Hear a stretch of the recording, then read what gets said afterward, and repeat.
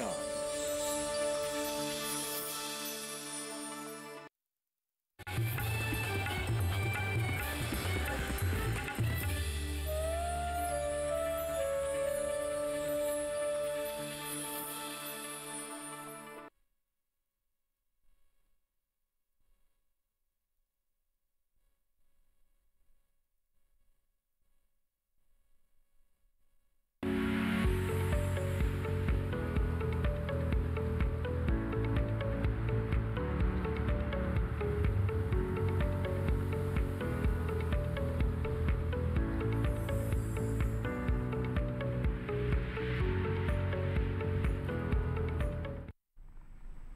नमस्कार, आप देख रहे हैं दूरदर्शन किसान। कार्यक्रम हेलो किसान में आप सभी का स्वागत है। मैं हूं आपके साथ मोनालिसा। हेलो किसान एक ऐसा कार्यक्रम है जिसमें कृषि क्षेत्र से जुड़े हुए अहम विषय हम आपके लिए लेकर आते हैं, जिस पर विशेषज्ञ मेहमानों से विस्तार से होती है चर्चा। लेकिन इसके साथ ही आप भी इस कार्यक्रम में हमारे साथ जुड़ सकते हैं अपने सवालों के साथ, जहां टोल फ्री के जरिए या फिर ईमेल या व्हाट्सएप के जरिए आप अपने सवाल हम तक पहुंचा सकते हैं। आज हम आपके लिए दो ऐसे खास विषय लेकर आए हैं जिनका सीधा ताल्लुक आपकी आमदनी से जुड़ा हुआ है, या इनसे जुड़ी जानकारी हासिल करके आप अपनी आय काफी बढ़ा सकते हैं। तो आइए बता दें आज के विषयों के बारे में जिस पर आज हम विस्तार से चर्चा करेंगे। हेलो किसान कार्यक्रम में आज बात होगी मशरूम की खेती के बारे में। इसके साथ ही इस कार्यक्रम के दौरान आज हम बात करेंगे समेकित कृषि प्रणाली के बारे में।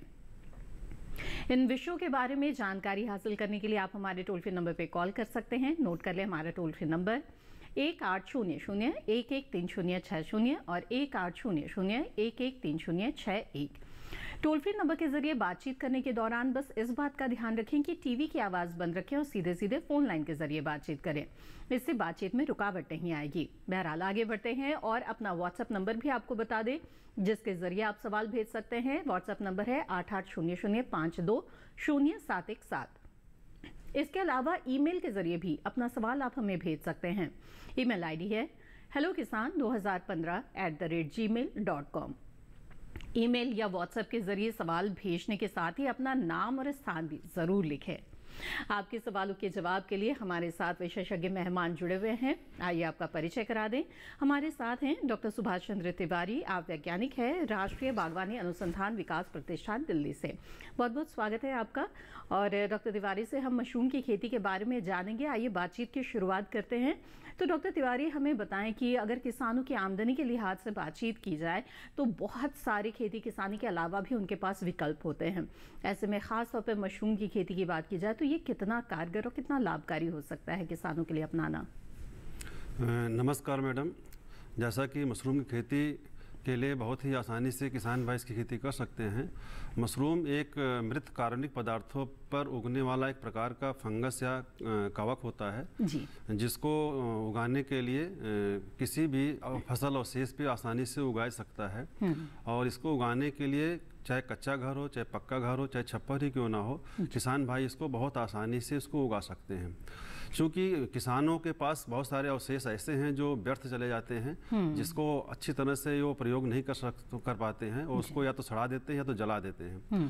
तो उनके लिए एक लाभ का यह व्यवसाय हो सकता है और उनकी आमदनी को दुगना तिगुना बहुत आसानी से मशरूम की खेती के द्वारा किया जा सकता है। बस थोड़ा सा किसान भाई को इसके बारे में अच्छा से प्रशिक्षण लेके और अच्छी से जानकारी लेके कौन सी मशरूम की प्रजाति कौन से समय पे उगाए उसको जानकारी लेके बहुत ही आसानी से इसको कर सकते हैं और अपने लाभ को बढ़ा सकते हैं खेती। बिल्कुल। और ऐसे किसान जो कि लघु और सीमांत किसान हैं, भूमि की उपलब्धता बहुत ज़्यादा नहीं है, वो भी आसानी से मशरूम की खेती को कम लागत में कर सकते हैं। बस इसके लिए प्रशिक्षण लेना ज़रूरी है। इसके बारे में विस्तार से बातचीत करेंगे इस कार्यक्रम के दौरान। आइए उससे पहले नज़र डाल लेते हैं इस रिपोर्ट पर।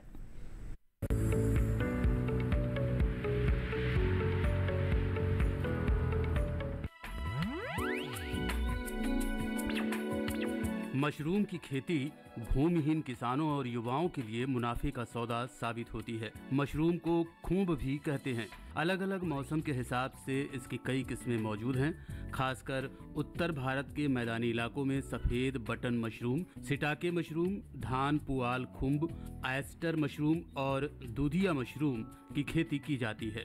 अलग अलग किस्मों के कारण ही अब साल भर मशरूम लेना संभव हो पाया है। आयस्टर मशरूम को ढींगरी मशरूम भी कहा जाता है। मशरूम की बुआई के लिए कंपोस्ट तैयार किया जाता है। कंपोस्ट गेहूं के भूसे या धान के पुआल, गेहूं या धान के चोकर, ammonia sulphate, urea potash, gypsum, malathion और शीरे से तैयार किया जाता है। भूसा 1 साल से अधिक पुराना और बारिश में भीगा नहीं होना चाहिए। कंपोस्ट भरने से पहले उसमें मशरूम स्पान यानी बीज जरूर मिला ले। बटन मशरूम के कवक जाल के वृद्धि के लिए 22 से 25 डिग्री का तापमान और 80 से 85% नमी चाहिए। मशरूम की खेती की विशेषता है कि अन्य सब्जियों और अनाज की तरह ये ज़्यादा समय नहीं लेता और अगर बीज उपलब्ध हो तो 30 से 60 दिनों के अंदर इसकी फसल तैयार हो जाती है। मशरूम की खेती करने से पहले इसकी ट्रेनिंग ले लेना बेहतर रहता है।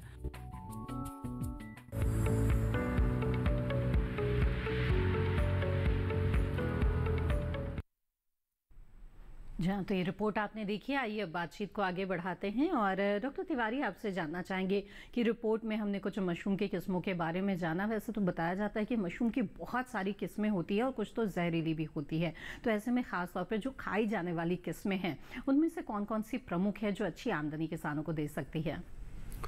मशरूम की बहुत सारी प्रजातियां हैं, लगभग 2500 से ज़्यादा प्रजातियां हैं जी। जिसमें से कुछ ही खाने वाली हैं, बाकी सब जहरीली हैं या उनको दवा के रूप में यूज किया जा रहा है, प्रयोग किया जा रहा है। मुख्य रूप से जो व्यावसायिक स्तर पर खेती की जा रही है उसमें बटन मशरूम की खेती की जा रही है, जो पूरे साल भर इसकी खेती की जा सकती है, थोड़ा सा कंट्रोल कंडीशन में। बाकी इसको सीजन में अगर हम करते हैं तो अक्टूबर से लेके फरवरी मार्च तक इसकी खेती कर सकते हैं जी। और इसके अलावा जैसे ही थोड़ा सा टेम्परेचर तापक्रम बढ़ता है तो आयस्टर मशरूम जिसकी खेती हम पूरे 12 महीने कर सकते हैं। थोड़ा सा जब टेम्परेचर बढ़ जाता है मई और जून के महीने में थोड़ा सा दिक्कत होती है, लेकिन उसको पानी के द्वारा अगर पूरी जानकारी हो तो टेम्परेचर को कंट्रोल करके इसकी खेती पूरे 12 महीने कर सकते हैं। जैसे ही थोड़ा सा टेम्परेचर इंक्रीज करता है, जैसे अप्रैल के बाद और अक्टूबर के बीच में 30 से 40 डिग्री टेम्परेचर हो जाता है, उस समय मिल्की मशरूम खेती और पैडी स्टार मशरूम खेती आसानी से कर सकते हैं। इसके अलावा कुछ मेडिसिनल प्रजातियां हैं, जैसे गनोडर्मा है, शिटाके मशरूम है, आरिक्लेरिया है। इसकी खेती आज बहुत आसानी से कर सकते हैं और इसके लिए ज़्यादा टेम्परेचर की ज़रूरत नहीं होती। थोड़ा सा व्यवस्था करके मतलब अगर 25 से लेकर 32 डिग्री सेंटीग्रेड की अगर व्यवस्था हो जाती है तो मेडिसिनल वैरायटी की भी खेती बहुत आसानी से और कंट्रोल कंडीशन में कर सकते हैं। जो भी वैरायटी 4 से 5 वैरायटी ऐसी हैं जिसकी व्यावसायिक स्तर पर खेती हो रही है और हमारे भारत में अलग अलग राज्यों में ये क्रॉप रोटेशन अपना के, फसल चक्र अपना के इसकी खेती लोग किसान भाई कर रहे हैं। बिल्कुल। डॉक्टर तिवारी, जैसा कि आपने बताया कि कुछ मशरूम तो ऐसे हैं जिनमें औषधीय गुण भी पाए जाते हैं और उनका इस्तेमाल दवाओं के रूप में भी किया जाता है, लेकिन जो बाकी तमाम मशरूम हैं जिसे हम आमतौर पर खाने में इस्तेमाल करते हैं, क्या वो भी काफ़ी पौष्टिक होते हैं? उनकी क्या विशेषताएं हैं? मशरूम की जितनी भी प्रजातियां हैं, न्यूट्रिशन पॉइंट की वैल्यू से अगर देखा जाए तो लगभग जो सब्जी के रूप में जितनी भी प्रजातियां खाई जा रही हैं लगभग सब में न्यूट्रिशन वैल्यू बराबर होता है। 19-20 का कुछ थोड़ा सा अंतर होता है, चाहे बटर मशरूम हो, आयस्टर मशरूम हो या मिल्की मशरूम हो, सब में प्रोटीन की मात्रा या चाहे फाइबर की मात्रा हो या उसके अंदर जो भी खनिज लवण पाए जाते हैं या विटामिन हैं, मिनरल्स हैं, वह लगभग बराबर होता है। कुछ तत्व ऐसे होते हैं जिसमें कुछ में ज़्यादा होते हैं, कुछ में कम होते हैं। रही बात जो मेडिसिनल वैरायटीज़ हैं, जैसे शिटाके मशरूम है, गनोडर्मा हो, यह 100% मेडिसिन वैरायटी हैं जिसको दवा के रूप में यूज करते हैं या किसी आयुर्वेदाचार्य के संपर्क में इसको कितने मिलीग्राम में इसको लेना है उसके हिसाब से इसको प्रयोग करते हैं। बाकी और जो प्रजातियाँ हैं उसको हम सब्जी के रूप में खा सकते हैं और इसमें अगर न्यूट्रिशन वैल्यूज की देखें साथ साथ इसके अंदर कुछ ऐसे गुण होते हैं जो हमारे अंदर रोग से लड़ने की क्षमता को पैदा करते हैं और हमारे इम्यून सिस्टम को बढ़ा देता है जो है। जी। डॉक्टर तिवारी, आपने कार्यक्रम की शुरुआत में ही इस बात पे जोर दिया कि अगर मशरूम की खेती शुरू करना चाहते हैं तो किसानों को प्रशिक्षण ले लेना चाहिए। प्रशिक्षण से उन्हें किस तरह की जानकारियां मिल जाती है और कहां-कहां प्रशिक्षण लिया जा सकता है? प्रशिक्षण कार्यक्रम हमारे पूरे भारतवर्ष में सभी जिलों में भारत सरकार के थ्रू या राज्य सरकार के थ्रू किया जा रहा है। हर डिस्ट्रिक्ट में कृषि विज्ञान केंद्र है, वहाँ पे प्रशिक्षण कार्यक्रम आयोजित किए जाते हैं पूरे साल भर और इसके अलावा राष्ट्रीय बागवानी अनुसंधान विकास प्रतिष्ठान जनकपुरी नई दिल्ली, यहाँ पे भी पूरे भारत पूरे साल भर ट्रेनिंग होती रहती है, प्रशिक्षण कार्यक्रम आयोजित होते रहते हैं। 3 दिन का भी प्रोग्राम होता है, 5 दिन का भी प्रोग्राम होते हैं, तो लोग यहाँ से भी संपर्क कर सकते हैं। इसके अलावा राष्ट्रीय मशरूम अनुसंधान केंद्र सोलन, वहाँ पे भी हमारा जो पूरे देश का मुख्य केंद्र है, तो वहाँ से भी प्रशिक्षण कार्यक्रम आयोजित होते रहते हैं और अलग अलग प्रकार के वहाँ पे प्रोग्राम हैं, वहाँ से संपर्क करके वहाँ से भी प्रशिक्षण ले सकते हैं। इसके अलावा हमारे जो कृषि विश्वविद्यालय हैं हर स्टेट में हैं, वहाँ पे भी प्रशिक्षण कार्यक्रम हो रहे हैं और वहाँ से भी संपर्क करके ट्रेनिंग ले सकते हैं। बिल्कुल। तो अब आप हमें बताएं कि अगर शुरू करना चाहते हैं किसान मशरूम की खेती को, तो सबसे पहले बात आती है स्थान के चुनाव की। तो स्थान का चुनाव किस तरह से किया जाता है? मशरूम की खेती करते समय कुछ सावधानियां की ज़रूरत पड़ती है। जैसे जिस भी प्रजाति की खेती आप करने जा रहे हैं, तो सबसे पहले जो उसके अंदर जो भी रॉ मटेरियल लगना, चाहे गेहूं का भूसा हो या धान का भूसा हो या पैडिस्ट्रा जो भी हो, इसके अलावा चिकन मैन्योर है, प्लस गेहूं का चोकर है, बहुत सारी चीज़ें ऐसी हैं जो रॉ मटेरियल्स हैं। जहाँ पे इसकी खेती करने जा रहे हैं तो सावधानी ही बरतनी है कि वह आसानी से मिले और सस्ते दर पे उपलब्ध हो।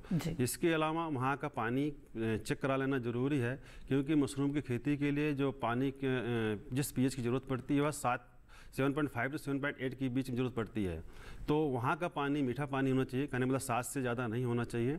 इसके अलावा वहाँ पे जो सबसे ज़्यादा मशरूम खेती में जो खर्चा आता है वो लेबर का आता है। तो इस चीज़ का भी ध्यान रखें कि वहाँ पर लेबर आसानी से उपलब्ध हों और ऐसे लेबर हों जो मशरूम की खेती में काम कर चुके हों, जिससे उनको काफ़ी उसका फ़ायदा मिलेगा। नए लेबर्स को काफ़ी चीज़ें बतानी पड़ती, सिखानी पड़ती हैं। जो पहले से लेबर उस पर काम कर रहे हैं तो बहुत सारे काम आसानी से हो जाते हैं और ज़्यादा फ़ायदे होने के चांसेस रहते हैं। इस चीज़ का ध्यान रखना चाहिए। बिल्कुल। साथ ही तापमान और नमी का ध्यान किस तरह से रखें और किस तरह से इसे रेगुलेट किया जा सकता है? अलग अलग वैरायटी जितनी भी प्रजातियां मशरूम की हैं, सबके लिए अलग अलग टेम्परेचर है, अलग अलग ह्यूमिडिटी है। तो जैसे बटर मशरूम खेती अगर करने जा रहे हैं, अभी जो सीजन चल रहा है बटर मशरूम का चल रहा है, तो हमारे जो किसान भाई हैं वो कंपोस्ट की तैयारी कर रहे हैं। कुछ किसान ऐसे हैं जिनका खाद बन के तैयार है, वो बिजाई की तैयारी कर रहे हैं। तो बटर मशरूम के लिए 15 से 24 डिग्री सेंटीग्रेड तापक्रम की आवश्यकता पड़ती है और 80 से 90% नमी की आवश्यकता पड़ती है। अगर यह टेम्परेचर आप व्यवस्था करके रखते हैं तो आप पूरा 12 महीने इसकी खेती आसानी से कर सकते हैं। साथ ही और जो प्रजातियां हैं, जैसे थोड़ा सा जब टेम्परेचर बढ़ जाता है तो एक क्रॉप रोटेशन अपनाना होता है। जो किसान भाई सीजनल खेती कर रहे हैं तो उनको ज़रूरत पड़ वो मेंटेन नहीं कर पाते, तो काफ़ी खर्चा वाला काम हो जाता है। तो थोड़ा सा टेम्परेचर ऐसे इंक्रीज किया, फरवरी का महीना आता है तो टेम्परेचर बढ़ जाता है, उस समय ऑयस्टर मशरूम की खेती करें किसान भाई। और ये काफ़ी सस्ता है और काफ़ी खर्चा कम इसके अंदर आता है, बहुत आसानी से ग्रो कर जाता है और कम अवधि की क्रॉप है। मतलब अगर आप आज इसकी बिजाई करते हैं तो 22 से 25 दिन के अंदर मशरूम बहुत आसानी से उग जाता है। और इसके लिए जो तापक्रम की आवश्यकता पड़ती है वह 20 से 28 डिग्री सेंटीग्रेड तापक्रम की आवश्यकता पड़ती है। थोड़ा सा जैसे और टेम्परेचर इंक्रीज करता है, अप्रैल का महीना आता है तो हाई टेम्परेचर हो जाता है। उस टाइम पे चाहे मिल्की मशरूम की खेती करें या पैडिस्ट्रा की खेती करें, क्योंकि हमारे उत्तर भारत में लोग बटर मशरूम को ज़्यादा पसंद करते हैं, तो उससे मिलता जुलता मिल्की मशरूम है और इसकी डिमांड आज की डेट में बढ़ रही है। तो जैसे टेम्परेचर इंक्रीज करता है, मार्केट में मशरूम की उपलब्धता कम हो जाती है और उसकी मांग बढ़ जाती है। तो उस टाइम पे अगर किसान भाई थोड़ा सा जागरूक हों और थोड़ा सा अपने आप को डाइवर्ट करें और मिल्की मशरूम की खेती करें तो 30 to 40 डिग्री सेंटीग्रेड पे इसकी खेती आसानी से की जा सकती है। और इसके लिए जो नमी की आवश्यकता पड़ती है 80% से ज़्यादा नमी की आवश्यकता पड़ती है। जी जी, तो और भी विस्तार से बात करेंगे मशरूम की खेती के बारे में, लेकिन आइए अब समेकित कृषि प्रणाली के बारे में भी जान लेते हैं। हमारे साथ विशेषज्ञ मेहमान जुड़ गए हैं। डॉक्टर लक्ष्मीकांत, आप प्रोफेसर प्रमुख हैं कृषि विज्ञान केंद्र बागपत उत्तर प्रदेश से। बहुत बहुत स्वागत है आपका डॉक्टर लक्ष्मीकांत हमारे इस कार्यक्रम में।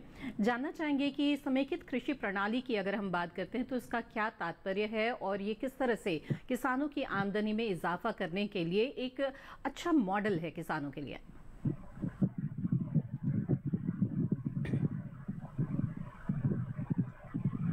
नमस्कार किसान भाइयों, आज हम बात कर रहे हैं एकीकृत कृषि प्रणाली में।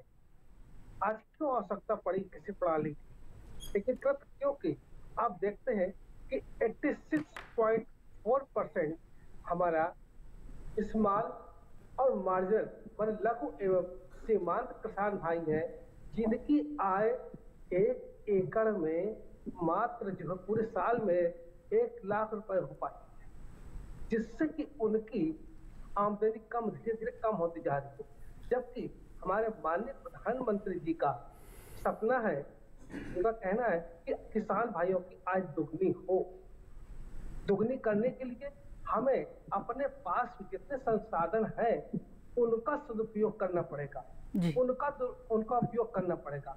अगर उस संसाधनों को उपयोग करेंगे और अपनी जो कृषि योग्य भूमि है उसमें यदि हम हर कृषि हर क्षेत्र को हर चीज को अगर जगह देंगे तो निश्चित तौर से पूरे साल भर में हमारे पास एक तो काम रहेगा, हम रोजगार भी दे सकेंगे और साथ ही साथ पोषण भी दे सकते हैं और आपको आमदनी भी बढ़ सकती है। जी बिल्कुल। और किस प्रकार से करें समेकित कृषि प्रणाली, इसके बारे में आपसे जानेंगे विस्तार से।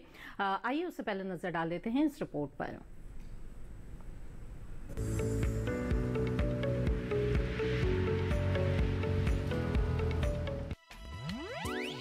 भारत में लगभग 85% किसान लघु और सीमांत श्रेणी में आते हैं। ऐसे में लगातार छोटे होते कृषि जोत के आकार को देखते हुए समेकित कृषि प्रणाली को अपनाना जरूरी है। समेकित कृषि में खेती के सभी घटकों को शामिल किया जाता है, जिसमें किसानों को साल भर आमदनी होती रहती है।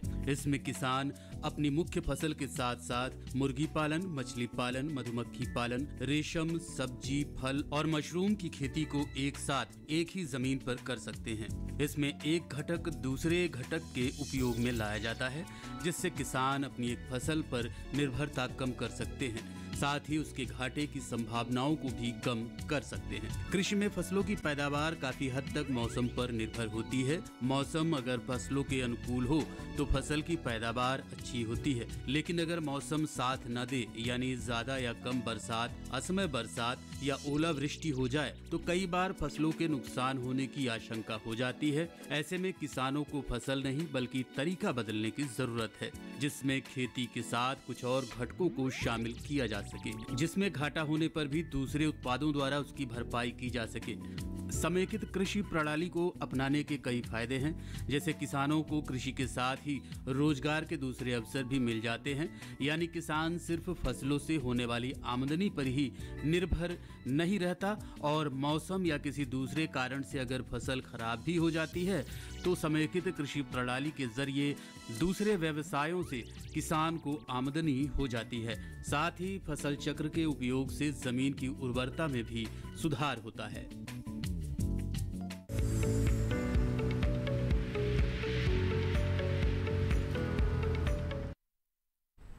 जी तो ये थी कुछ मुख्य बातें समेकित कृषि प्रणाली से जुड़ी हुई। बातचीत को आगे बढ़ाएंगे, लेकिन इस वक्त हमारे साथ पहले कॉलर जुड़ गए हैं, उनका सवाल ले लेते हैं। अनिल कुमार तिवारी जी इस वक्त हमारे साथ फोन लाइन पर हैं, प्रतापगढ़ उत्तर प्रदेश से। अनिल जी स्वागत है आपका, पूछे अपना सवाल। जी मैडम। जी बताएं। मैडम जैसे मशरूम खेती के बारे में जानना चाह रहे हैं जी, कि कौन सा जो है प्रजाति जो 12 महीने दिया जाए। ठीक है, आइए जानते हैं। जी डॉक्टर तिवारी। अनिल जी, आप मशरूम खेती कर रहे हैं कि नहीं, ये नहीं बताया आपने। अगर अभी आप इस समय जो अगर करना चाह रहे हैं तो यह सीज़न जो है बटर मशरूम का चल रहा है और इसकी कंपोस्ट बना के आप बहुत आसानी से बटर मशरूम की बहुत सारी स्ट्रेन नंबर्स आते हैं, प्रजाति ऐसी नहीं आती, उसके स्ट्रेन नंबर्स आते हैं। चाहे आप ये 15 वैरायटी लीजिए, चाहे U3 ले लीजिए, या S1 S2 ले सकते हैं, या 56 नंबर वैरायटी ले सकते हैं, जो आसानी से हमारे जो मशरूम इस्तेमाल लेबोरेटरी है वहाँ से उपलब्ध हो जाएगा, मिल जाएगा। आप वहाँ से लेके और इसकी बिजाई करके इसकी खेती बहुत आसानी से कर सकते हैं। ये बटर मशरूम की बात है। अगर आयस्टर मशरूम कर रहे हैं या दूसरी वैरायटी की बात कर रहे हैं तो उसके भी स्टेज अलग होते हैं। आयस्टर मशरूम में प्लोरेटस ओस्टेटस है, प्लोरेटस सजार काजू और प्लोरेटस फ्लोरिडा, इसमें से कोई भी आप वैरायटी बहुत आसानी से इसको बिजाई करके आप उगा सकते हैं। जी अनिल जी, उम्मीद है आपके सवाल का जवाब मिल गया होगा। डॉक्टर लक्ष्मीकांत, आपसे जानना चाहेंगे कि समेकित कृषि प्रणाली को अपनाने से पहले क्या किसानों को प्रशिक्षण ले लेना चाहिए? कहाँ इसकी व्यवस्था उपलब्ध है? यदि कृषि प्रणाली अगर ये अपनाना है तो इससे बेहतर होगा कि क्या जनपद में कृषि विज्ञान केंद्र हर जनपद में स्थित है। जी जी। हर जनपद कृषि विज्ञान, तो वहां पे जा करके आप आसानी से एक जो विषय वस्तु विशेषज्ञ है उनसे प्रशिक्षण ले लीजिए, और तो हर वैज्ञानिक अपना बता देगा किस प्रकार से हम खेती करें, किसका लेआउट तैयार कर लें, जिससे कि हम आसानी से इस एकीकृत फार्मिंग सिस्टम को हम अडॉप्ट कर सकते हैं। जी जी बिल्कुल। तो प्रशिक्षण लेकर समेकित कृषि प्रणाली को अपनाया जा सकता है और इसमें नुकसान की जो गुंजाइश है वो काफ़ी कम हो जाती है और फायदे की जो संभावना है वो कहीं ज़्यादा बढ़ जाती है। तो इसी तरह से समेकित कृषि प्रणाली और मशरूम की खेती के बारे में हमारी बातचीत जारी रहेगी। आप भी अपने सवालों के साथ जुड़ते रहें हमारे साथ इस कार्यक्रम में, लेकिन फिलहाल वक्त हो गया एक छोटे से ब्रेक का। जल्द हाजिर होंगे, आप बने रहें दूरदर्शन किसान पर।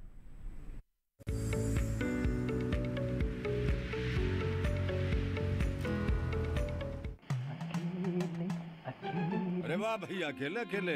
अरे तू भी ले, पर खाएगा कैसे? मैं ऑर्गेनिक खेती की बात कर रहा रे बेटे। अकेले अकेले खेती कब तक करेगा? मतलब गांव में 20-25 किसानों का समूह बना के पंजीकरण करवा ले, फिर सरकारी ट्रेनिंग भी मिलेगी और मुफ्त जैविक बीज खाद भी। फिर पीजीएस ऑर्गेनिक की सरकारी मोहर के साथ तेरी उपज आकर्षक पैक में पहुंचेगी बड़े बाजार तक। अच्छा? हाँ। अरे भाई कहाँ चल दिया? सबको साथ लाने, आमदनी बढ़ाने। तो किसान भाई समझ गए ना, साथ मिलकर ऑर्गेनिक खेती कीजिए, अपनी परंपरा को आगे बढ़ाइए, ज्यादा मुनाफा कमाइए। माटी से प्रेम की परंपरा है परंपरागत खेती।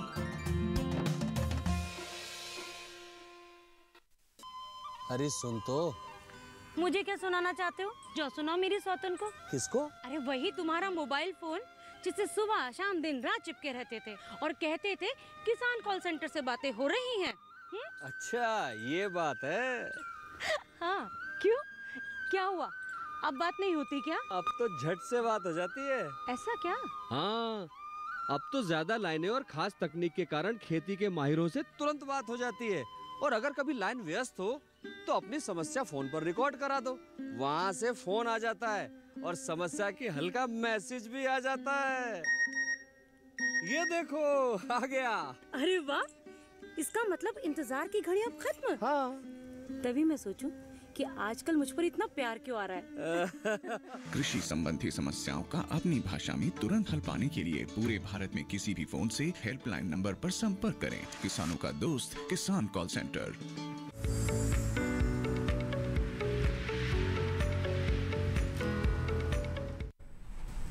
ब्रेक के बाद आप सभी का फिर से स्वागत है। आप देख रहे हैं कार्यक्रम हेलो किसान, जिसमें आज हम मशरूम की खेती और समेकित कृषि प्रणाली के बारे में बात कर रहे हैं। इन विषयों से जुड़े हुए सवाल पूछने के लिए आप हमारे टोल फ्री नंबर पर कॉल कर सकते हैं या फिर व्हाट्सएप या ईमेल के जरिए भी अपना सवाल भेज सकते हैं। इस वक्त हमारे साथ एक कॉलर जुड़े हुए हैं, आइए उनका रुख करते हैं। हरि सिंह जी कपूरथला पंजाब से हमारे साथ फोन लाइन पर हैं। हरि सिंह जी स्वागत है आपका, पूछिए अपना सवाल। नमस्कार डॉक्टर साहब जी। जी नमस्कार, बताएं। डॉक्टर साहब जी, जहरीली मशरूम की पहचान कैसे करें? और दूसरा सवाल है कि क्या इसको जमीन में भी इसकी खेती की जा सकती है? इसके बारे में बताया जाए। हरि सिंह जी, जैसा कि आप जहरीले मशरूम के बारे में जानना चाह रहे हैं, वैसे अगर देखा जाए तो जो खाने वाली मशरूम है और ना खाने वाली जो मशरूम है वो एक तरह से उसका जो शेप है, कलर है, वह थोड़ा सा ज़्यादा अट्रैक्टिव होगा। देखने में वो लगेगा आपको जो है काफ़ी सुंदर जैसे दिखेगा, पहला करेक्टर होता है। दूसरा करेक्टर ये है कि जो जहरीली मशरूम होगी उसके आसपास कोई चींटियाँ या कोई इंसेक्ट उसके आसपास नज़र नहीं आएंगे आपको। और दूसरा, जब उस मशरूम को आप बीज से तोड़ेंगे तो उसके तने से हल्का सा नीले कलर का या येलोइश कलर का उसके से एक द्रव्य निकलता है, तो इससे महसूस होगा आपको कि यह जो है जहरीली मशरूम है और इसको अवॉइड करना चाहिए। इसके आसपास जो है या इसको मशरूम को बिल्कुल छूना भी नहीं चाहिए। दूसरा, आप बोल रहे हैं क्या इसकी खेती मिट्टी के अंदर की जा सकती है? मशरूम की खेती के लिए एक स्पेशल अलग से इसकी हम खाद बनाते हैं जिसमें इसके जितने न्यूट्रिएंट्स की इसको ज़रूरत पड़ती है, जितने तत्वों की ज़रूरत पड़ती है, उसके हिसाब से इसमें हम कुछ तत्व डालते हैं, चाहे वो गेहूं के भूसा के थ्रू या चोकर के थ्रू या चिकन मैन्योर के थ्रू या कुछ हम इसमें फर्टिलाइज़र डालते हैं। तो मशरूम एक फंगस है, इसका जो मेन भोजन है वो एक सेलुलोज होता है, और जो सेलुलोज पाया जाता है वो प्लांट प्रोडक्ट में पाया जाता है, न कि मिट्टी में पाया जाता है। इसलिए इसकी खाद बना के इसकी खेती अच्छे से की जा सकती है, डायरेक्ट इसकी मिट्टी में इसकी खेती नहीं की जाती है। जी, हरी सिंह जी, उम्मीद है आपके सवाल का जवाब मिल गया होगा। आइए अब आगे बढ़ते हैं और समेकित कृषि प्रणाली के बारे में बात करते हैं। डॉक्टर लक्ष्मीकांत, आपसे जानना चाहेंगे कि हमारे देश में हम देखते आए हैं कि खेती किसानी के साथ साथ जो किसान हैं वो पशुपालन भी अधिकतर करते हैं।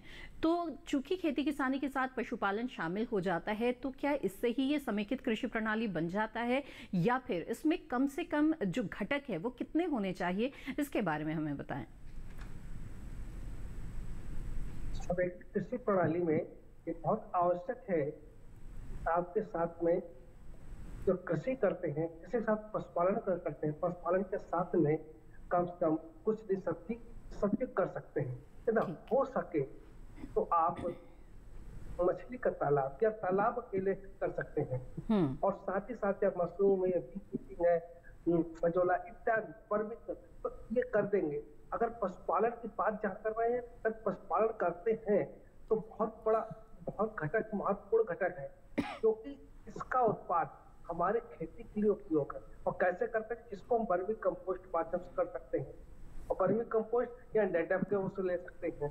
तो जो हमारा जो गोबर होगा उससे हम वर्मी कंपोस्ट बना सकते हैं, और साथ ही साथ उसको नेडफ की खाद बना सकते हैं। उस खाद को हम उपयोग कर सकते हैं। यहाँ तक कि यदि हम चाहें, यदि बहुत से किसान भाई देख रहे हैं कि करते हैं बायोगैस करते हैं उत्पाद से, तो गाय बायोगैस करते हैं, बायोगैस जो शरीर निकलती है उसको भी खाद में प्रयोग कर सकते हैं।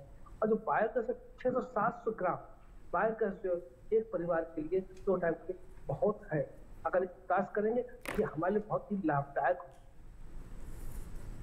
जी जी, आइए अब आगे बढ़ते हैं। इस बीच हमारे साथ एक कॉलर जुड़ गए हैं, उनका सवाल ले लेते हैं। राकेश कुमार जी सिरसा हरियाणा से इस वक्त हमारे साथ फोन लाइन पर हैं। राकेश जी, स्वागत है आपका, पूछिए अपना सवाल। जी राकेश जी, बताएं क्या जानना चाहते हैं।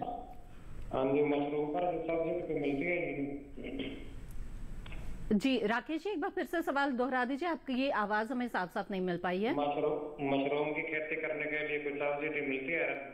अच्छा, सब्सिडी मिलती है या नहीं मशरूम की खेती के लिए? जी जी, डॉक्टर तिवारी बताएं।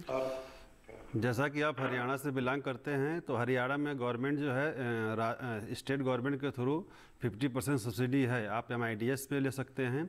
आप अपने ज़िले से वहाँ जिला उद्यान अधिकारी के पास जाएं, उनसे मिलिए, और आपको उस ज़िले में मशरूम की खेती के ऊपर कितनी सब्सिडी है वो आपको अच्छी तरह से समझा देंगे, बता देंगे, और कैसे उसका फ़ायदा उठा सकते हैं उसके बारे में वो आपको समझा देंगे। हरियाणा गवर्नमेंट इस पर सब्सिडी दे रही है।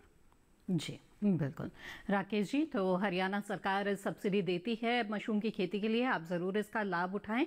आगे बढ़ते हैं। व्हाट्सएप के ज़रिए भी बहुत सारे सवाल हमारे दर्शकों के पहुंच रहे हैं, उन्हें कार्यक्रम में शामिल करते हैं।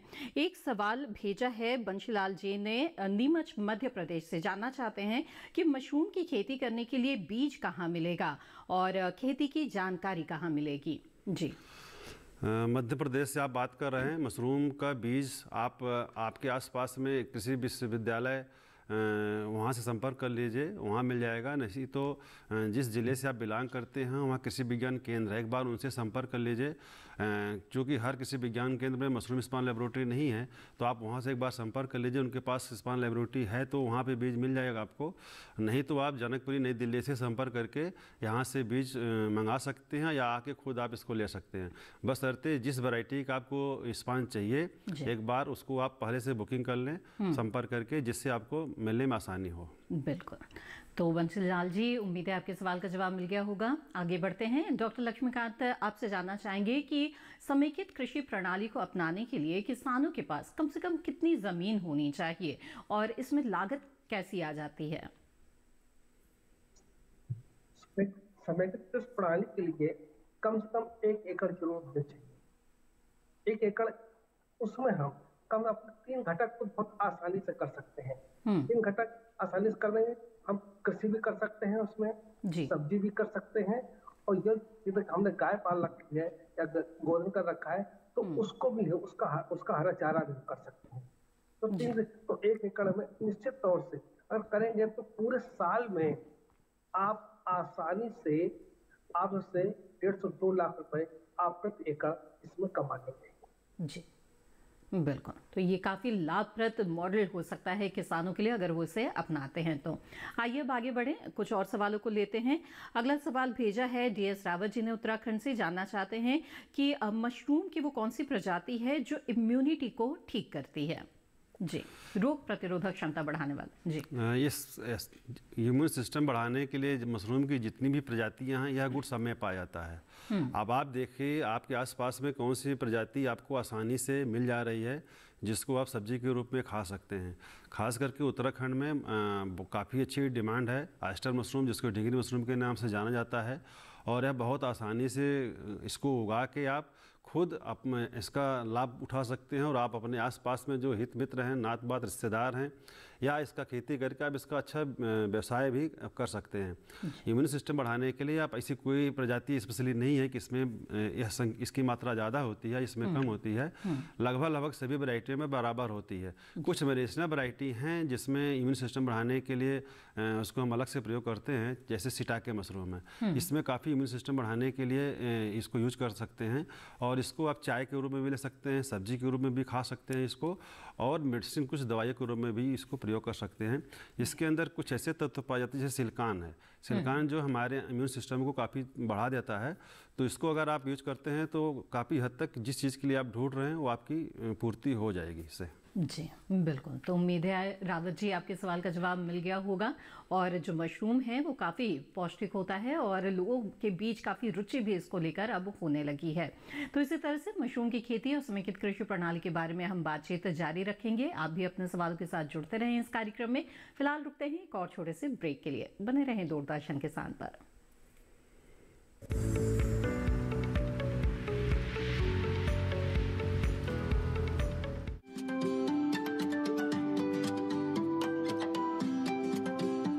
बात अच्छी सेहत की हो, किसी तरीके की लापरवाही नहीं करो, किसी तरीके का समझौता ना करो।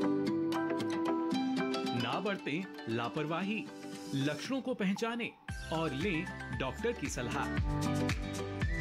चाहे बीमारी दिल की हो, दांतों की हो या दिमाग की हो, खुद से इलाज ना करें, खुद से कोई भी दवाई ना खाएं, डॉक्टर के पास जाएं, अपनी जांच कराएं और अपना पूरा इलाज करवाएं और अपना ख्याल रखें। कार्यक्रम जो देगा सलाह भी मार्गदर्शन भी।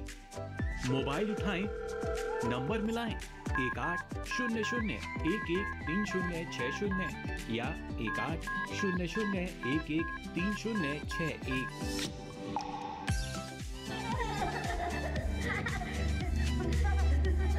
आपके अपने फोन इन कार्यक्रम स्वस्थ किसान में हर शनिवार शाम 6 से 7 बजे सिर्फ डीडी किसान पर।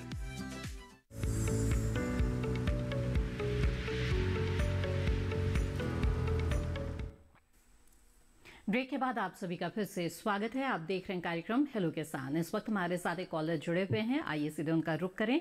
जसवीर सिंह जी इस वक्त भटिंडा पंजाब से हमारे साथ जुड़े हुए हैं। जसवीर जी स्वागत है आपका, पूछिए अपना सवाल। हेलो हेलो जी जसवीर जी, मेरी आवाज मिल रही है आपको? हाँ जी जी, अपना सवाल पूछ सकते हैं आप। हाँ जी, मैं भटिंडा पंजाब से बोल रहा हूँ जी। पंजाब सरकार सब्सिडी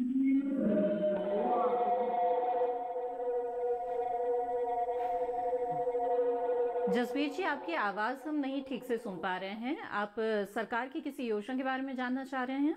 मशरूम की खेती के बारे में तो सब्सिडी लगी है, पंजाब सरकार दे रही है या सेंट्रल सरकार दे रही है? ठीक है जी। डॉक्टर तिवारी क्या कर रहे हैं? मशरूम की खेती के लिए यहाँ सब्सिडी, पंजाब में सब्सिडी मिल रही है कि नहीं? सेम जसबीर जी, जो सब्सिडी हरियाणा गवर्नमेंट दे रही है वही पंजाब गवर्नमेंट भी दे रही है। आप अपने डिस्ट्रिक्ट में भटिंडा जो DHO बैठते हैं उनसे एक बार ज़रूर संपर्क करिए और क्या स्कीम चल रही है वो आपको पूरी तरह से आपको अवगत करा देंगे। वो 50% सब्सिडी जो है वो सेंट्रल गवर्नमेंट के थ्रू भी वही स्कीम है और स्टेट गवर्नमेंट के थ्रू भी वो स्कीम है। तो आप उनसे संपर्क कर लीजिए और वो आपको अच्छी तरह से आपको बता देंगे कि क्या क्राइटेरिया है, कितने हट पे वो आपको सब्सिडी देंगे, वो आपको अच्छी तरह से समझा देंगे। इसके अलावा सब्सिडी भी जो कि किसान भाई जानना चाह रहे हैं, तो अलग अलग स्टेट्स है, वो उत्तराखंड है, हिमाचल प्रदेश है और कुछ स्टेट्स हैं, उड़ीसा है, सब गवर्नमेंट दे रही हैं। जिस स्टेट में स्टेट गवर्नमेंट के थ्रू सब्सिडी नहीं है, वह सेंट्रल गवर्नमेंट के थ्रू MIDH में या नेशनल हॉर्टिकल्चर बोर्ड से संपर्क करके इसका फ़ायदा उठा सकते हैं। इस पर स्कीमें चल रही हैं मशरूम के ऊपर, लगभग 40 to 50% सब्सिडी इस पर दे रही है गवर्नमेंट जो है। बिल्कुल। तो जसप्रीत जी, जाना आपने सरकार की तरफ से किस तरह की योजनाएं चलाई जा रही है मशरूम की खेती के लिए। आइए अब आगे बढ़ते हैं। डॉक्टर लक्ष्मीकांत, जानना चाहेंगे समेकित कृषि प्रणाली के लिए किस तरह की योजनाएं चल रही है, कैसे इसे किसानों को अपनाने के लिए प्रोत्साहित किया जा रहा है। समेकित कृषि प्रणाली के लिए सरकार किसी प्रकार का तो इसके लिए नहीं दे रही, परंतु विभिन्न घटकों में जरूर सहायता प्रदान कर रही है। जैसे कि मछली तालाब का है तो उसमें उसमें गवर्नमेंट सब्सिडी देती है। आपका साथ में वेजिटेबल का है तो उसका हार्टिकल्चर डिपार्टमेंट सब्सिडी दे रहा है आपका। यदि आपको किसी प्रकार मशरूम के करते तो उसके लिए दे रही है, कीपिंग का दे रही है। तो और इवन जो आपके हम जो देसी गाय पाल रहे हैं, साहिवाल वगैरह, गिरी वगैरह, तो इसके लिए भी सरकार सहायता दे रही है। यदि किसान भाईचारा विभिन्न अवयवों में विभिन्न विभाग सहायता दे रहे हैं और मिल करके इसको आसानी से हम गवर्नमेंट सहायता लेकर के, सब्सिडी लेकर के इस कार्य को कर सकते हैं। जी बिल्कुल। आइए अब आगे बढ़ते हैं, अगले कॉलर का रुख करते हैं। नईमुद्दीन जी झांसी उत्तर प्रदेश से हमारे साथ जुड़े हुए हैं। नईमुद्दीन जी, स्वागत है आपका, बताइए क्या जानना चाहते हैं। नमस्कार मैम। जी नमस्कार, बताएं। निवेदन ये है कि मशरूम की सब्जी में कौन कौन से पोषक तत्व पाए जाते हैं जो शरीर के लिए लाभप्रद हैं, विटामिन इत्यादि, ताकि हम उसी अनुसार समझा सकें पब्लिक को, क्योंकि यहाँ प्रचलन नहीं है। धन्यवाद। बिल्कुल सही कह रहे हैं नईमुद्दीन जी, लोगों के अंदर जागरूकता की कमी है और मशरूम के बारे में या इसके जो पौष्टिक गुण हैं, इसके फ़ायदे क्या हैं, लोगों को अच्छी जानकारी न होने की वजह से लोग इसको उसी तरह से प्रयोग नहीं कर रहे हैं जिस प्रकार से और सब्जियों को लोग प्रयोग कर रहे हैं। आशा करता हूँ लोग धीरे धीरे इसके बारे में लोग जागरूकता बढ़ रही है।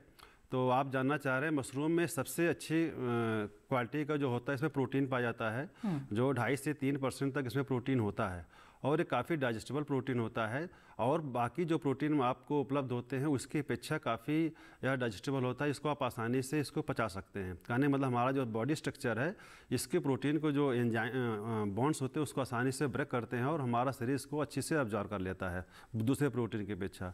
इसके अलावा इसके अंदर कार्बोहाइड्रेट, फैट, विटामिन्स बहुत सारे मात्रा में पाई जाती है।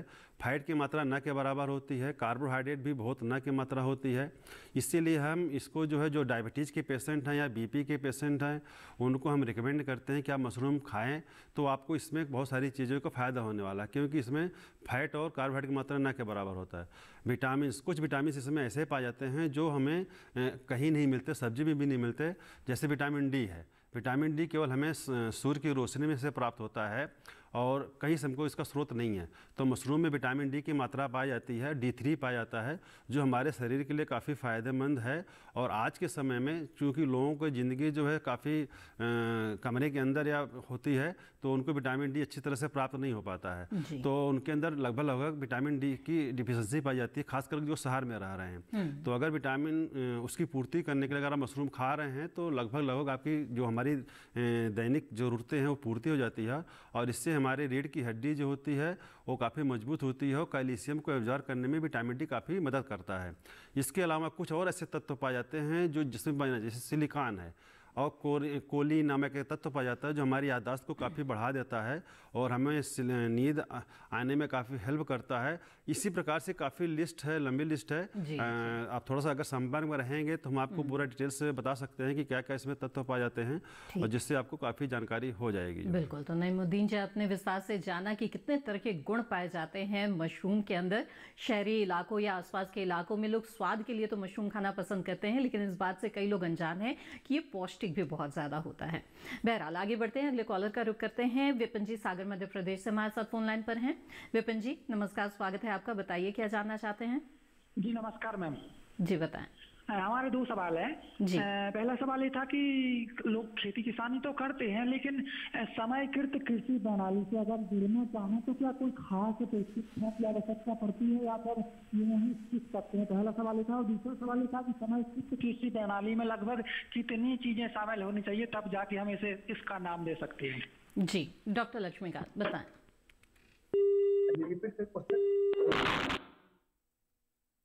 जी जी रिपीट क्वेश्चन प्लीज रिपीट। जानना चाहते थे समेकित कृषि प्रणाली के लिए क्या विशेष तौर पर प्रशिक्षण कहीं से मिल सकता है और इसमें लगभग कितनी चीजें शामिल होती है तब जाके इसे समेकित कृषि प्रणाली कहा जाता है? बेहतर होगा कि जो कृषि प्रणाली जो है समेकित कृषि प्रणाली आपको करते हैं, परंतु जो हम कर रहे हैं इसके लिए बेस्ट होगा कि आप कृषि विज्ञान केंद्र में प्रशिक्षण लेंगे, खासकर सस्य वैज्ञानिक से। सस्य वैज्ञानिक आपको पूरा बताएगा कि हमें किस किस मौसम में कौन कौन सी फसलें लेनी है और यहाँ पे इसके साथ में कौन कौन फसल लेनी है, जैसे फल।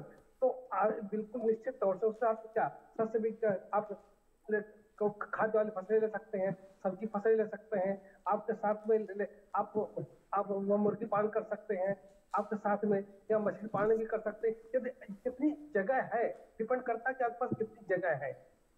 अगर जगह सही है, सपोज हम क्यों कहते हैं वर्मी कंपोस्ट है उसको कर सकते हैं, मधुमक्खी पालन उसको कर सकते हैं। कम से कम 3 से 4 अवयव बहुत जरूरी है समेकित कृषि के लिए, क्योंकि मुख्य मकसद होता है कि एक दूसरे की कंपोनेंट दूसरे में प्रयोग हो जाए।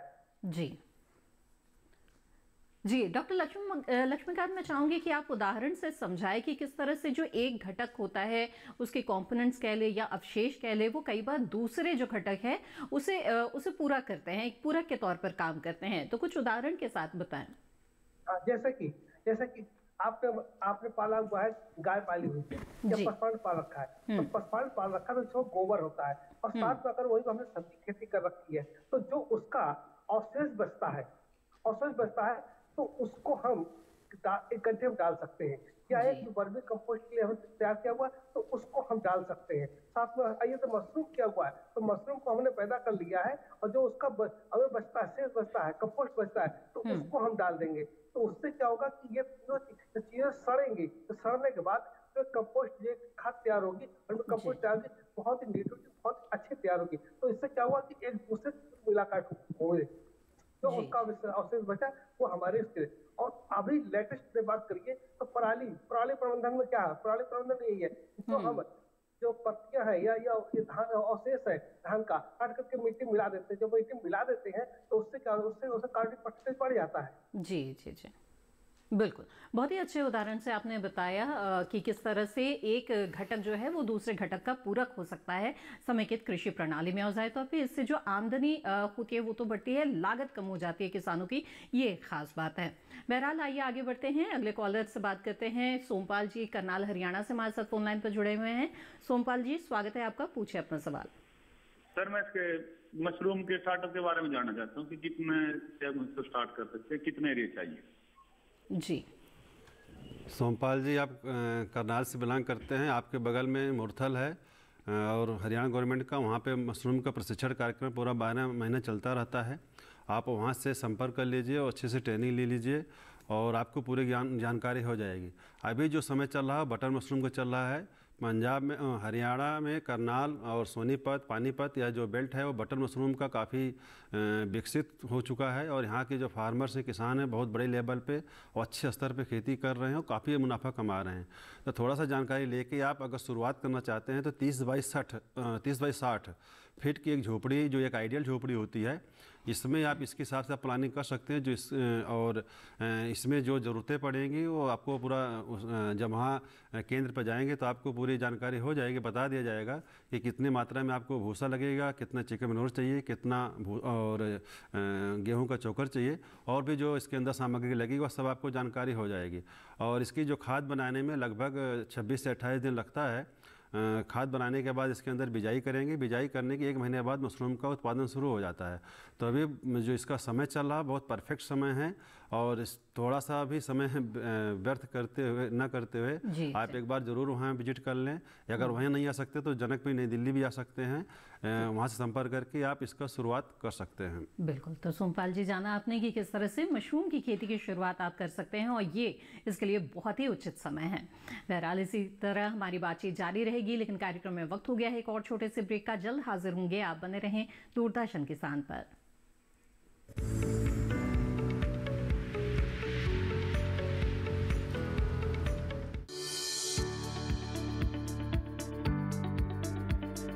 कृषि और पशुपालन है एक दूसरे के पूरक। घर आंगन से लेकर व्यावसायिक फार्म तक, मुर्गी पालन से लेकर रेगिस्तान के जहाज तक, बीमारियों से अब पशुपालक ना हो परेशान। विशेषज्ञ करेंगे आपकी समस्या का समाधान। जुड़िए हमसे, पूछिए अपने सवाल। ईमेल के जरिए भी आप हमारे साथ जुड़ सकते हैं। हमारी ईमेल आईडी है ddkisanapc@gmail.com। हमारे टोल फ्री नंबर हैं 1800-113060 और 1800-113061। देखिए अपना पशु चिकित्सक हर रविवार शाम 6:30 बजे दूरदर्शन किसान चैनल पर।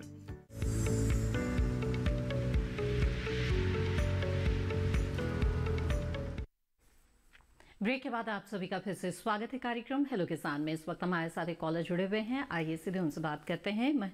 प्रताप सिंह जी इस वक्त हमारे साथ जुड़े हुए हैं औरंगाबाद बिहार से। प्रताप जी, स्वागत है आपका, पूछिए अपना सवाल।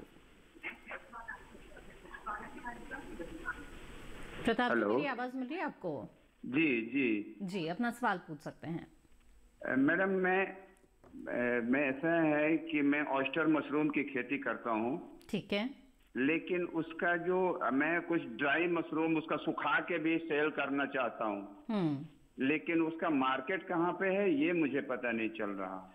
मेरे पास करीबन 10-15 किलो ऑयस्टर मशरूम का सूखा हुआ है, वो मैं कहाँ सेल करूं इसके बारे में मुझे जानकारी चाहिए थी मैडम। आइए बिल्कुल सुझाव देते हैं, डॉक्टर तिवारी बताएं। जी महेंद्र जी, अच्छा है आप ऑयस्टर मशरूम खेती कर रहे हैं।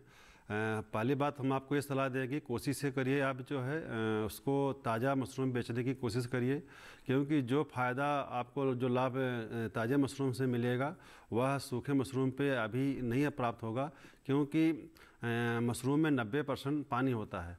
जब उसको आप सुखाते हैं तो 90% उसका वज़न कम हो जाता है। अगर 1 किलो ताज़ा मशरूम आप सुखाते हैं तो 100 ग्राम मशरूम बचता है, तो उसमें आपको उतना फ़ायदा नहीं मिलेगा। तो हमारी सलाह यही रहेगी, ताज़ा बेचिए आप। और आपके आसपास में मशरूम, वहाँ बिहार में अच्छी डिमांड है ऑयस्टर मशरूम की। फिर भी अगर आप नहीं बेच पा रहे हैं तो ऑयस्टर मशरूम के बहुत सारे ऐसे वैल्यू एडेड प्रोडक्ट बन रहे हैं जिसको आप बना के थोड़ा सा कोशिश करिए। इसके कुछ बिस्किट्स हैं बनते हैं, सूप बना सकते हैं, प्रोटीन पाउडर के रूप में इसको आप यूज कर सकते हैं। टॉफ़ी, चॉकलेट और पापड़, नमकीन, बहुत सारी ऐसी चीज़ें बन रही हैं। थोड़ा वैल्यू एडेड प्रोडक्ट पे आप थोड़ा सा ध्यान दीजिए। आप आसपास में जहाँ कृषि विज्ञान केंद्र, थोड़ा सा इसके बारे में आप वहाँ जाके प्रशिक्षण ले लीजिए, और हमें आशा है आप इससे काफ़ी गुना ज़्यादा इससे आप फ़ायदा इससे कमा सकते हैं। फिर भी चूँकि आपके पास ऑयस्टर मशरूम अभी सूखा रखा हुआ है, तो थोड़ा सा कोशिश करिए। दिल्ली में INA मार्केट है, यहाँ पे सूखे मशरूम की डिमांड है, अच्छी डिमांड है, तो एक बार वहाँ पे आप संपर्क कर लीजिए। आप अगर आपके उचित रेट में मिलता है तो आप यहाँ पे दे सकते हैं, क्योंकि आपको एक बार संपर्क करना पड़ेगा। INA मार्केट में इसकी सप्लाई है। जी बिल्कुल। आइए अब आगे बढ़ते हैं। डॉक्टर लक्ष्मीकांत, आपसे जानना चाहेंगे कि ये जो समेकित कृषि प्रणाली है वो क्षेत्र के अनुसार अलग अलग तरह की घटक जो है वो उसमें शामिल होते हैं, तो उसमें किसानों को क्या करना चाहिए, क्षेत्रवार कैसे चुनाव करना चाहिए, इसके बारे में कुछ जानकारी आपसे चाहेंगे। जैसे अगर हम पहाड़ी इलाकों का ही अगर उदाहरण ले लें तो यहाँ पर कृषि बहुत ही चुनौतीपूर्ण होती है, तो यहाँ पर समेकित कृषि प्रणाली में किस तरह के घटक किसान जोड़ सकते हैं? जी डॉक्टर लक्ष्मीकांत। हेलो जी डॉक्टर लक्ष्मीकांत, क्या मेरी आवाज मिल रही है आपको? हाँ जी, आप बोलिए। जी, जानना चाहेंगे कि पहाड़ी क्षेत्र के जो किसान हैं वो किस तरह से समेकित कृषि प्रणाली को अपना सकते हैं, उन्हें कौन कौन से घटक जोड़ने चाहिए? पहाड़ क्षेत्र में एक समग्र कृषि प्रणाली बहुत अच्छे से अपना सकते हैं, खासकर वेजिटेबल्स है। जी, आपको वेजिटेबल कर सकते हैं, आपके साथ में आपके जो हॉर्टिकल्चर है उसको कर सकते हैं, और साथ ही साथ यदि आप देखें कहीं पे तो आप जो है एक कृषि को भी अपना सकते हैं, तो सबल खेती भी अपना सकते हैं। तो वहाँ पर सब्जी हो जाएगी, अब मधुमक्खी पालन हो जाएगा और मशरूम हो जाएगा। तो अगर इनको समन्वित कर लेंगे तो निश्चित तौर से बहुत ही लाभदायक, और खासकर अगर देखना भी है तो आपके एक गढ़वाल क्षेत्र में आप देख सकते हैं टेहरी के पास में जी, तो वहाँ पे किसान अपना रहे हैं। कुमाऊं क्षेत्र में भी देख सकते हैं, वहाँ पे किसान अपने खासकर घोड़ा के परिसर में वहाँ देख सकते हैं किसान भाई लोग। बहुत अच्छा रहेगा, जैसे कृषि, मशरूम, बीटीपी और साथ में आसाम से सब्जी का। जी जी। डॉक्टर लक्ष्मीकांत, ये भी बताएं हमें कि जो किसान हैं उन्हें किस तरह की सावधानी बरतनी चाहिए समेकित कृषि प्रणाली को अपनाने के दौरान, ताकि नुकसान ना हो? हाँ, ये किसान भाई जरूर ध्यान रखें जी कि किस समय कौन सी फसल हम उगा रहे हैं, और ये मार्केटिंग जरूर ध्यान रखें जी, क्योंकि मार्केट अगर नहीं है तो दिक्कत है मार्केट। क्योंकि सपोज करिए कि आपका फसल ये आपके मशरूम का है, मशरूम और बीटीपी तो है अच्छा, पर सब्जी जो है वो आपकी गर्मियों में बहुत अच्छी रेट पे जाती है। तो हमें वहाँ पे ध्यान रखो कि मार्केट कहाँ पे है और कितना हमें सब चीज जाएगी हमारे पर, और कहाँ बेचना होगा। अगर इसको कर लेंगे, और खासकर आप देखें खासकर स्क्वायर्स वगैरह जो पोस्ट हार्वेस्ट टेक्नोलॉजी के माध्यम से जो वहाँ पर पौधसंरक्षण के माध्यम से वहाँ पे पिकल्स हो गया या ये मुरब्बा हो गया, जैम हो गया, इसको बना करके आसानी से जो है इसको हम बेच सकते हैं। ये हमारे लिए बहुत ही लाभदायक होगा। जी जी बिल्कुल। डॉक्टर लक्ष्मीकांत, बहुत बहुत शुक्रिया हमारे साथ जुड़ने के लिए और तमाम जानकारियों के लिए। तो किसानों ने आज जाना समेकित कृषि प्रणाली के बारे में कि किस तरह से फसलों से कम नुकसान हो, इसके लिए वो कई और घटकों को जोड़कर अपनी आमदनी को बढ़ा सकते हैं। बहरहाल आगे बढ़ते हैं और डॉक्टर तिवारी आपसे जानना चाहेंगे कि जो किसान अभी मशरूम की खेती कर रहे हैं उन्हें आप किन बातों पर ध्यान देने के लिए सुझाव देंगे? सुझाव के बारे में थोड़ा सा बात बताएंगे मैडम। हम थोड़ा सा समेकित कृषि प्रणाली के बारे में बोलना चाह रहा हूँ। जैसे डॉक्टर साहब ने बता रहे थे, मशरूम भी उसमें से एक महत्वपूर्ण है। तो जो भी किसान भाई जो भी मुख्य फसल है उनकी, चाहे धान है, गेहूँ है, ज्वार, बाजरा, मक्का, गन्ना या सरसों, जो भी उनकी मुख्य फसल है तो खेती कर ही रहे हैं, साथ में उसको जैसे उनका अवशेष उनको मिलता है तो सबसे पहले खास करके हम ऑयस्टर मशरूम के बारे में बात करना चाह रहे हैं। वह ऑयस्टर मशरूम को उसको उगाने के बाद एक तो उनको मशरूम निकल गया उसी प्रोडक्ट से, फिर जो उसका सबस्ट्रेट बचा उसको हम जो दुधारू पशुएं हैं, चाहे गाय भैंस जो दूध दे रही हैं या जो बछियां हैं, उनको आप उसको खिलाइए अच्छी तरह से। जब खिलाते हैं तो दूध की क्वालिटी और दूध की क्वांटिटी दोनों अच्छी तरह से बढ़ जाता है, और उसको देखेंगे जब चेक कराएंगे तो उसके न्यूट्रिटिव वैल्यू भी काफ़ी हद तक बढ़ जाता है। तो हमारी सलाह रहेगी तो समेकित कृषि प्रणाली में एक भी आ जाता है। इसके अलावा भी जैसे डॉक्टर साहब ने बताया भी कि आप वर्मी कंपोस्ट बना सकते हैं या इसके डंप करके खाद बना के जो है आप इसको आप अच्छे से यूज कर सकते हैं, तो काफ़ी हद तक आपकी इनकम को बढ़ाया जा सकता है। दूसरी सावधानी की बात कर रहे हैं मशरूम की, तो अभी जो भी किसान भाई मशरूम की खेती करने की तैयारी कर रहे हैं, या कुछ किसान भाई ऐसे हैं जो कंपोस्ट बना रहे हैं और कुछ किसान भाई ऐसे हैं जिनकी कंपोस्ट बन के तैयार है और आप बिजाई की तैयारी कर रहे हैं, तो हमारे लिए उनको एक सलाह है, कंपोस्ट को अच्छी तरह से चेक कर लें। उसमें अमोनिया की मात्रा बिल्कुल नहीं होनी चाहिए, उसके अंदर जो नमी है प्रॉपर मेंटेन हो, 60 से 70% नमी होना चाहिए, और उसमें नाइट्रोजन की मात्रा 2 से 2.5% होना चाहिए। उसमें किसी प्रकार की कोई भी बीमारी, कीड़े मकोड़े ना हो तभी जाके उसके अंदर बिजाई करें, नहीं तो आगे चल के उनका नुकसान हो सकता है। दूसरी चीज़, जिनकी खाद बन के तैयार है और बिजाई करने की तैयारी कर रहे हैं तो खास करके तापक्रम को बना कर रखें, 22 से 24 डिग्री सेंटीग्रेड के बीच में ही उसकी बिजाई करें, जिससे उनको आगे चल के किसी प्रकार के कंप्यूटर मोल्ड या बीमारी या कीड़े आने की संभावना न के बराबर हो। जी बिल्कुल। तो ये कुछ सावधानियां हैं जो बरतनी बेहद ही ज़रूरी है। डॉक्टर सुभाष चंद्र तिवारी, बहुत बहुत शुक्रिया आपका हमारे साथ कार्यक्रम में शामिल होने के लिए। तो जाना आपने कि किस तरह से मशरूम की खेती के ज़रिए भी आप अपनी आमदनी बढ़ा सकते हैं। उम्मीद है इन तमाम जानकारियों का आप लाभ ज़रूर उठाएंगे। आइए अब आगे बढ़ते हैं और अगले विषय के बारे में आपको बता दें। हेलो किसान कार्यक्रम में जो अगला विषय रहेगा वो रहेगा गन्ने की खेती। साथ ही कार्यक्रम के दौरान बातचीत की जाएगी रबी फसलों में बीज की उपलब्धता के बारे में। इन विषयों से जुड़े हुए सवाल आप ईमेल के जरिए हमें पहले ही भेज सकते हैं। ईमेल आईडी नोट कर लें। ईमेल आईडी है hellokisan2015@gmail.com। इसके साथ साथ आप दूरदर्शन किसान के कॉल सेंटर नंबर पर भी कॉल कर सकते हैं और अपने सवाल दर्ज करा सकते हैं। हमारा टोल फ्री नंबर है 1800-113060। सोमवार से शनिवार सुबह 6 बजे से रात 10 बजे के बीच कॉल करके आप अपने सवाल दर्ज करा सकते हैं। इसके अलावा हेलो किसान कार्यक्रम को आप दूरदर्शन किसान के YouTube चैनल पर कभी भी देख सकते हैं। इसके लिए बस टीवी स्क्रीन पर दिखाए जा रहे इस QR कोड को स्कैन करें। इससे आप सीधे हमारे YouTube चैनल से जुड़ जाएंगे। इसके साथ हेलो किसान की आज की कड़ी में बस इतना ही। हमें दीजिए इजाजत। आप बने रहें दूरदर्शन किसान पर। नमस्कार।